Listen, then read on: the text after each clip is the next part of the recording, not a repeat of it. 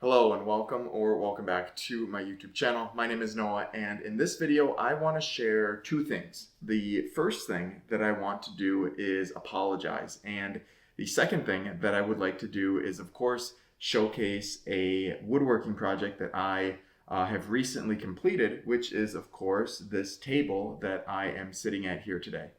Now, as I just said, I want to do two things in this video, right? The first one being apologize. And the reason I would like to apologize is because I initially had some pretty grandiose plans of making a relatively long video of the entire process that I was doing, every step in order to make this table that I'm going to show more of you in a little bit here. But I wanted to make that video, and what ended up happening was that as I was working on the table and getting a few things done bit by bit, I started to get extremely impatient with how long it was taking to not only work on the table itself, but also do all the video editing and recording and all of the things that kind of go into creating the video.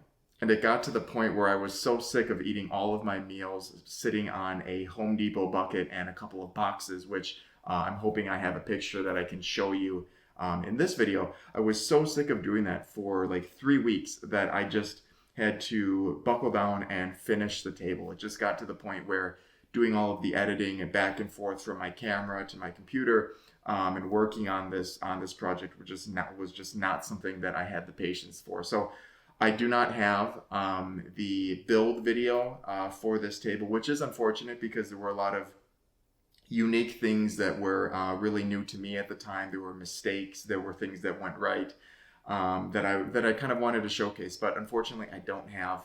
I have some of the clips from the beginning stages of woodworking, but I really did give up on the video aspect of it because I needed a table, right? I could not eat any more of my meals sitting on a Home Depot bucket. So that is the first thing out of the way in this video, which was my apology. And now I want to actually get into the completed product, which of course is this table.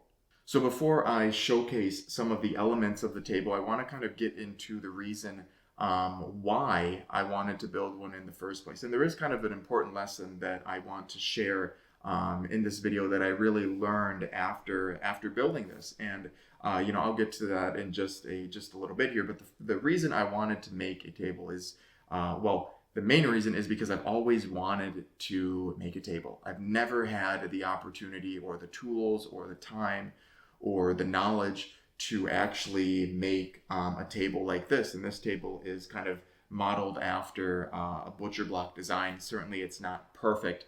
But that's not really what I was going for. I've always wanted to make a table just to see what it felt like to sit and eat at something that you created start to finish. And I'm really happy to say that it is a extremely rewarding feeling. It's a very, very great feeling, and I'm glad I did it. But that was kind of the main reason why I wanted to. There was a secondary reason, of course, where I didn't want to pay $500, $600, $700 for a table. And there might be some people, of course, that argue that this isn't worth $500 or $600, but for what it is, if I would get something that was bought from IKEA or I don't know, Furniture Row. I don't know any furniture stores, to be honest. It would be hundreds and hundreds of dollars. And the cost savings on this project were obscene. I think the wood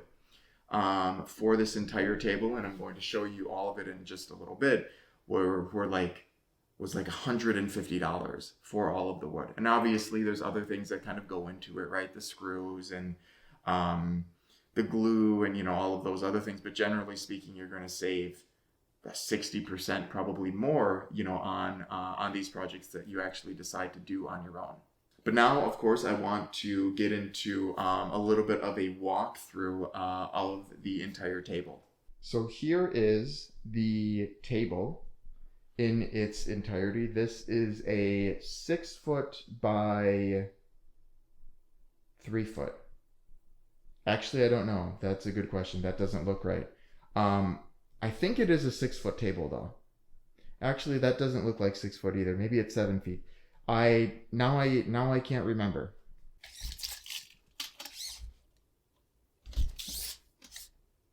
Okay, so this table is 6 feet length by about 2 foot 9 inches on the width. So it's not a really small table. It's actually a pretty large table that I think you could fit 6 people relatively comfortably, assuming they're not huge, on both sides. And actually maybe even one, maybe it could be eight because you could have one here and then one towards the back. But like I said, it does have this.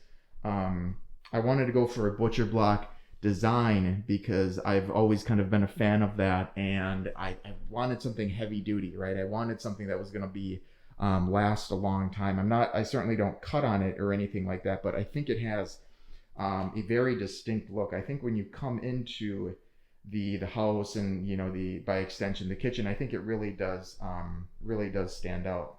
And the wood I used, the top and basically any other supports that you see are 2x4s, and then the legs on each side are 4x4 pieces, and they were all used.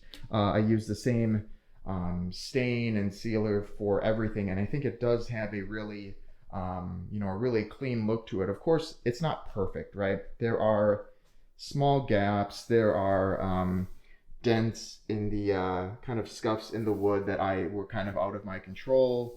Little gaps here, little gaps there, and so on. But the point, wasn't to have a perfect product like something that you would get from IKEA or something like that. I wanted this table to really mean something to me, and after completing it, the imperfections really add a little bit of character, I think, to the table. It makes it distinct, and I'm not necessarily perfect either, so I feel like this table is a little bit of a reflection of that as well.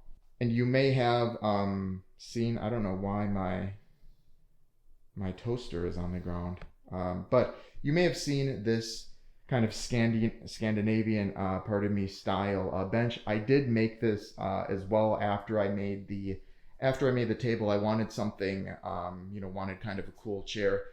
I am going to build another bench style seating, but the next one is going to be modeled after the table, so it'll be a butcher block seat. I just wanted to do this because I thought it looked kind of cool, and I think it does. I think it does kind of piece together pretty nicely. Of course, the chair is not perfect either, right? There's going to be little gaps and stuff like that, but it feels really nice, feels high quality, really sturdy. It hasn't fallen for me, and I'm not the lightest, so that's always a good sign. But like I said at the beginning of the video, there is kind of a lesson that I took away from building this table. Obviously, I am really bummed that I didn't get to document it because I felt like that could have been a really cool video. So maybe next time I do something like this. But the thing that I took away really was that when you do things on your own, right? When you take initiative and put yourself out there in a way that you haven't before to take on, some endeavor that you've never done, and you actually complete it, even though it might not be perfect, right? It might not be to the quality of someone who's been doing it for 20 years, for 30 years, their whole life, whatever it is.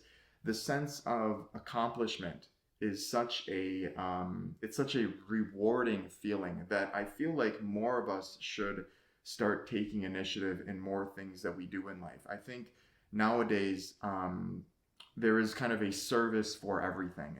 Anything and everything that you want can be paid for, right? Which kind of gives you a convenience factor. But I've always been kind of someone to think that we need to do more, right? As individuals, we can't use money to do everything in life, right? We need to take initiative and actually do things on our own to experience that kind of mental stimuli of accomplishment, right? Of feeling like you did something new, that you got something done. And if we're swiping our credit cards to do everything, literally everything, buy food, have the food delivered, we pay for people to stretch us out, right, at like Stretch Lab. I don't know why that example came to my mind, but it's true. Everything is like service related nowadays, where if you want a table like this, like I said, sure, you can go to IKEA and get whatever and get this and get that, and that's fine.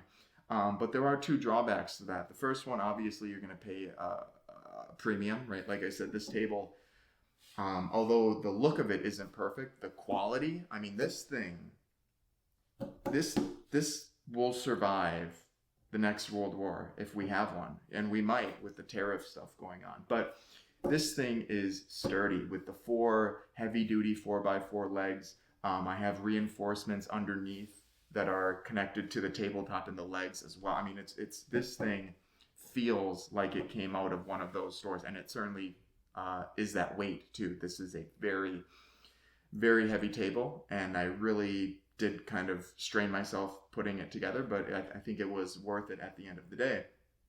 And this is kind of what I'm talking about, where it's so good for you, to mentally go through this process of kind of doing things on your own and reaching a finish line, where I think a lot of people are kind of stripped of this in everyday life, with the way that, like I said, everything is kind of a service. Not literally everything, is a service. Dog food delivery, dog pet toy delivery. It's like, it makes me wonder if we're going to get to the point where you don't do anything. Maybe you pay someone to work for you, at your job or something like that. But that is kind of the lesson that I took away from building this table. And I really just wanted to not only share this new project that I work on, but hopefully leave you guys with a little bit of an incentive to do something like this maybe on your own as well. I'm not saying you need to build a table like this, right? Because it was a pretty big endeavor, I'm not gonna lie, but there are many little things in life that I think that we should be able to do, and we should take action and do them on our own to feel that sense of accomplishment. But there you go. Those are a few things, right? My apology, the tour of my table, and a lesson that I learned while building it. Obviously, there were other woodworking lessons that I learned, but but the one that I just shared with you just a second ago is, I think, the most important. As always, if you've made it this far in the video, I want to thank you so much for your time, and I hope to see you again sometime soon.